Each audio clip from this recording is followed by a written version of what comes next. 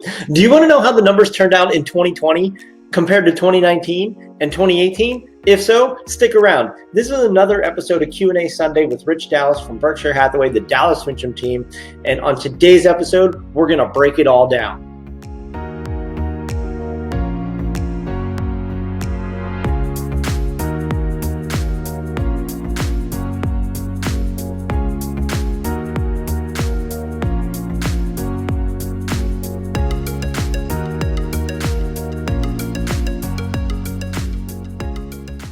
Okay, we're going to jump right in right now with total number of sales. These are closed transactions, not active, not pending, not under agreement, none of that. This is closed transactions from January 1st to December 31st, 2020. There were 33,489 transactions. That's a great year. Now, compare that to 2019. There were 32,795. So pretty good increase to 2020. And then compare it to 2018. There were 32,139 sales. So from 2018 to 2020, we're over 1,000 houses more sold through the MLS, which is fantastic. Now, I wanted to break these numbers down because this is the time of the year everyone asks, hey, how did your year end up?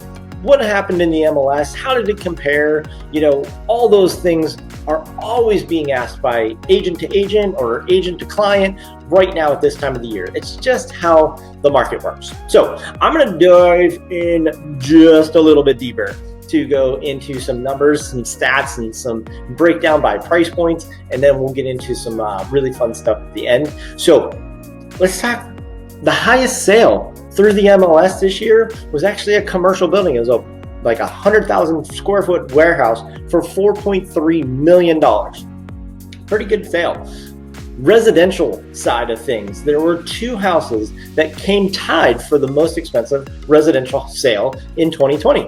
They were both $3,225,000. One was in Squirrel Hill and one was in Sewickley. Now, this is where it gets really fun and the lowest price sale.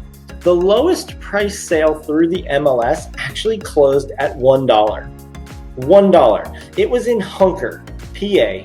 I didn't even know where that was. I had to look it up. That is in Westmoreland County, just south of New Stanton, where the Turnpike and Route 70 come together, or Interstate 70 come together. So $1, that's just mind-blowing. Now here are some more stats, because I wanted to dive a little bit deeper. More stats that we were talking about. More homes sold in our MLS for less than $10,000 than for over $1 million. Let me say that again. More homes sold for $10,000 or less than for $1 million or more. That just blew my mind when I was running these numbers. So 10,000 or less, 259 transactions happened in our MLS. $1 million or more, 194. That's, if you're outside of Pittsburgh, I know you just don't understand. If you're in, my agent friends who watch this, I know you guys are just thinking like, what? Is that possible? It is. So I wanted to break it down just a little bit deeper and break it out by price point. So $0 to $250,000, 23,444 houses sold. From 251 to 500, 8,073. From 500 to $1 million, 1,784, and then over $1 million, 194.